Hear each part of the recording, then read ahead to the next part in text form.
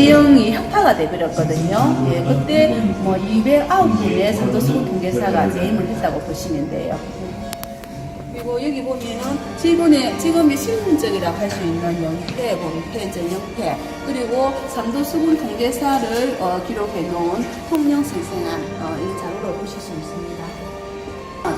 팔옥선이 있고 거부선이 있었거든요. 근데 거부선은 돌격선이라고 보시면 돼요. 그리고 해상에서 해전을 지을 때 도격선이 먼저 진격을 해서 적진을 교란시켜 놓으면은 팔옥선이 주력선으로 나가서 싸웠다고 보시면 돼요. 그래서 거북선은 돌격선이고 팔옥선은 주력선이라고 보시면 되는데 이 팔옥선과 거북선의 구조는 뭐 2층이라는 새도 있고 3층이라는 새도 있었지만 계속적인 연구 결과로 지금은 3층이라는 새이 유력합니다. 그러면 이렇게 단일 구조를 보실 거거든요.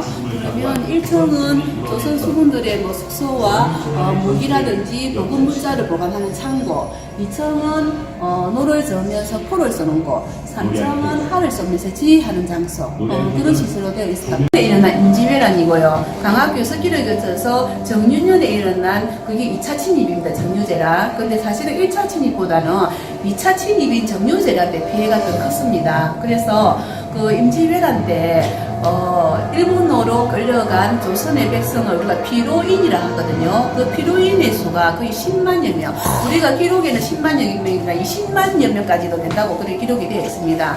그때 일본이 기술이 있는 기술자는 자기들 자국의 운영을 위해서, 경제를 위해서 활용을 했던 부분이 우리 조선 도자기, 도공들, 그리고 성리학자분들, 금속 인쇄자분들 그런 분이거든요. 그렇지만 기술이 없는 일반 백성은 어떻게 했냐면은 노예로 팔았어요. 그래서 그때 마카오를 거쳐서 포르투갈 이쪽으로 우리 조선의 백성들이 노예로 많이 팔려갔는데 그때 아프리카 노예 가격이 170스쿠도였는데 우리 조선의 노예 가격은 2.4스쿠도였습니다. 그게 지금은 환산하면 쌀 2가마니 가격이에요. 그만큼 우리 백성들이 많은 위기를 당했거든요. 그리고 여러분들 일본에 가면은 흰 무덤 얘기 들어보셨죠? 여러분들 혹시 어린 시절에 뭐 할머니나 할아버지 부모님이 위험한 물건을 맞으면 예비 얘기 들어보셨어요? 그게 위험한 곳에 가지 마라, 위험 만지지 마라 이런 뜻인데 그게 뭐냐면 이비야라고 해가지고 코 이자 기비자 사람 야자 코와 귀를 베어가는 사람이라는 뜻입니다. 그게 임진왜란 때 얘기된 부분이에요. 그래서 그때 토요토미 히데요시가 너희들의 전공을 보여주기 위해서 조선 백성들의 코를 배워갑니다. 근데 코는 한 사람 하나밖에 없기 때문에 또 귀는 2개잖아요. 그래서 나중에 귀도 배워가는데 그때 10만여 개의 코와 귀를 배워서 가져갔고 지금 그 김무덤이 일본 별도에 있습니다. 임진왜란이라고 이야기하죠. 그 임진왜란 7년 동안의 전쟁 중에 제일 첫성을 한 곳이 옥포해전이에요.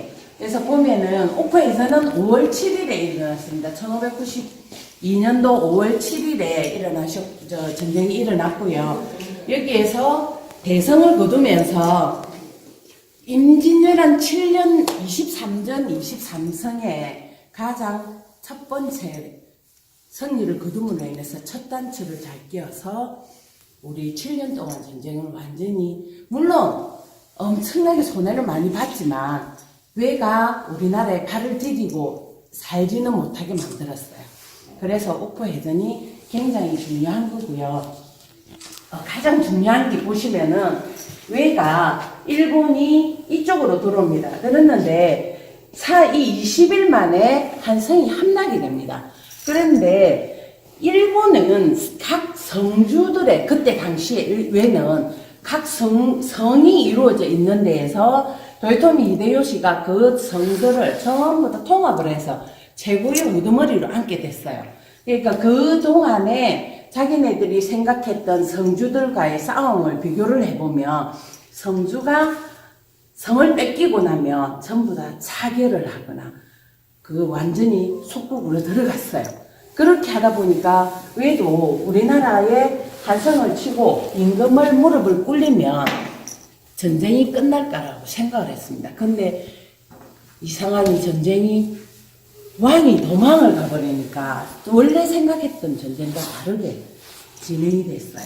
그러다 보니까 내가 우물쭈물 하는 사이에 여수에 계시던 이제 전라 자수사 이순신 장군이 남해로 들어오게 됩니다. 그래서 일진, 이진, 삼진으로 나눠서 외가 한성을 점령을 하고 여기에서 자기네들은 여기를 전체 다 점령을 한 상태에서 보급로가 여기에 일본에서 계속 무기도 들어와야 되잖아요. 그렇게 들어오다 보면은 승리할 것이라 생각했는데 여기에서 여수에서부터 들어와서 완전히 잘라버립니다. 그래서 전쟁이란 것은 보급이 원활히 돼야 내 병사들도 먹고 또 무기도 교체를 하고 그 총알이 다 떨어지면 총알을 넣어야 될 거 아니에요. 그러니 보급로를 전부 다 차단해버린 거예요. 그래서 한 달 가까이를 한양에서 머뭇거렸다고 해요. 어떻게 전쟁을 진행할 건지. 거기에서 이순신 장군이 전부 바다를 점령해버립니다. 그러다 보니까 그 다음에 우리가 정류재란이 우리 여기 말고 칠천량 해전이 있습니다. 정류재란이 일어났던 곳, 그래서 칠천량 해전이 있었던 곳, 그게 칠천량 해전입니다. 그 두 번째 일어났을 때, 정류재란이 일어났을 때는 토요토미 히데요시가 명령을 내립니다. 해전은 금지하라. 이순신 장군이 버티고 있으니 절대 승리할 수 없으니 해전은 금지하라고 이야기를 합니다.